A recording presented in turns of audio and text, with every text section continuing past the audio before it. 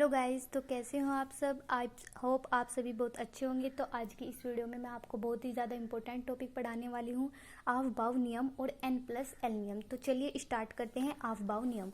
Aufbau नियम क्या होता है? देखो, इस नियम के अनुसार जब परमाणु ऑर्बिटल का भराव होता है तो इलेक्ट्रॉन निम्नतम ऊर्जा की, यानी कि जिसकी ऊर्जा सबसे कम होगी, उस ऊर्जा के रिक्त ऑर्बिटल से उच्चतम ऊर्जा के रिक्त ऑर्बिटलों में क्रम से प्रवेश करता है। परमाणु ऑर्बिटल की ऊर्जा बढ़ने का क्रम देख लेते हैं। देखो 1s 2s 2p 3s 3p 4s 3d 4p 5s 4d 5p 6s 4f 5d और यहाँ पे हमारा होगा 6p और फिर 7s। तो देख लेते हैं, ये जो हमारे इलेक्ट्रॉन का जब भराव होता है तो सबसे पहले जो इलेक्ट्रॉन जाएगा 1s में जाएगा, फिर 2s में जाएगा, 2p, ऐसे ही ये ऐसे हमारा चला जाता है इलेक्ट्रॉन। तो अब देख लेते हैं। देखो जो यहाँ पर है हमारा 1s, इसकी ऊर्जा सबसे कम होती है, इसलिए सबसे पहले इलेक्ट्रॉन हमारा 1s में जाता है।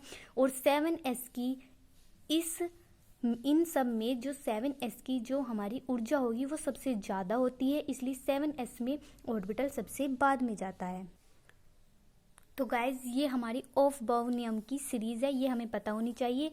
इसी के हिसाब से हमारा इलेक्ट्रॉन का भराव होता है। सबसे पहले 1s में जाता है इलेक्ट्रॉन, फिर 2s 2p 3s 3p 4s 3d 4p 5s 4d 5p 6s 4f 5d 6p 7s।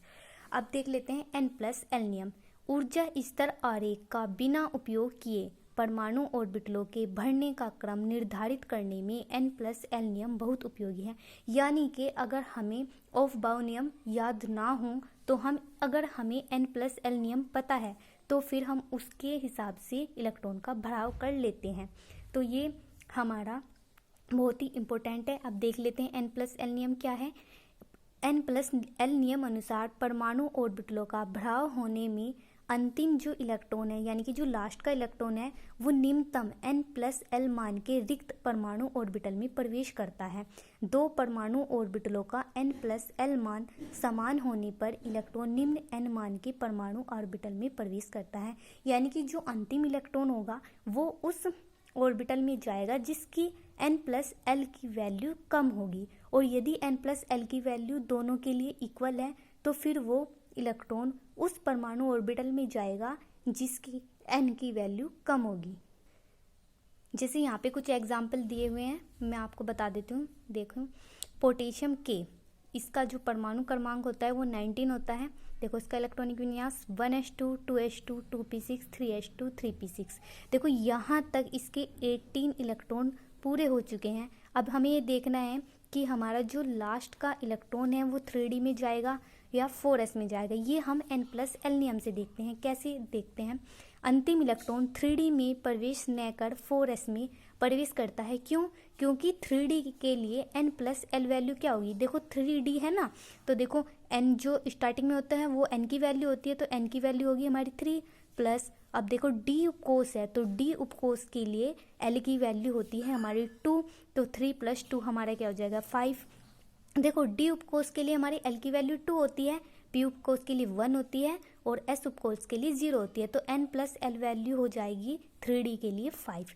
अब 4s के लिए देख लेते हैं। 4s के लिए n+l की वैल्यू, देखो ये स्टार्टिंग है ना, स्टार्टिंग वाला ये n की वैल्यू है, यानी कि 4 प्लस, और चूंकि हमारा s है तो हमारी l की वैल्यू हो जाएगी 0, तो यानी कि इसका n+l की वैल्यू आ जाएगी 4। तो देखो ये 5 आ रहा है और ये 4 आ रहा है, तो इसलिए हमारा इलेक्ट्रॉन जो है वो हमारा 3d में प्रवेश न करके 4s में प्रवेश कर जाता है, यानी कि जो 4s की ऊर्जा है वो 3d से कम होती है।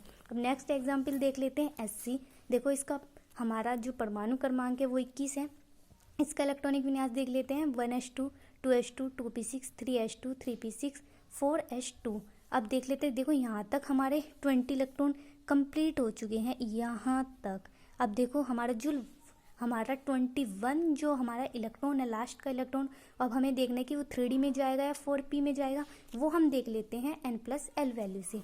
अब देखते हैं अंतिम इलेक्ट्रॉन 4p में प्रवेश न कर 3d में प्रवेश करता है, क्योंकि देखो 3d व 4p दोनों के लिए एल की वैल्यू समान है। कैसे होगी देखो, इसके लिए हम देखेंगे एन प्लस एल की वैल्यू, तो देखो एन तो इसके लिए 3 होगा और डी की वैल्यू इसके लिए क्या हो जाएगी 2, तो 3 + 2 क्या होगा 5। 4p के लिए देख लेते हैं, एन की वैल्यू हो जाएगी 4 और एल की वैल्यू हो जाएगी इसके लिए हमारा 1, तो 4 + 1 = 5, यानी कि दोनों के लिए हमारा सेम होगा। अब इसमें देखना है तो जो हमारा अंतिम इलेक्ट्रॉन होगा वो निम्न एन के मान वाले ऑर्बिटल यानी कि 3D में प्रवेश करता है। यानी कि मैंने बताया था अगर n + l दोनों की वैल्यू, दोनों ऑर्बिटलों के लिए उनकी वैल्यू समान होगी तो फिर जो अंतिम इलेक्ट्रॉन है वो उस ऑर्बिटल में जाता है जिसके लिए n की वैल्यू कम होती है।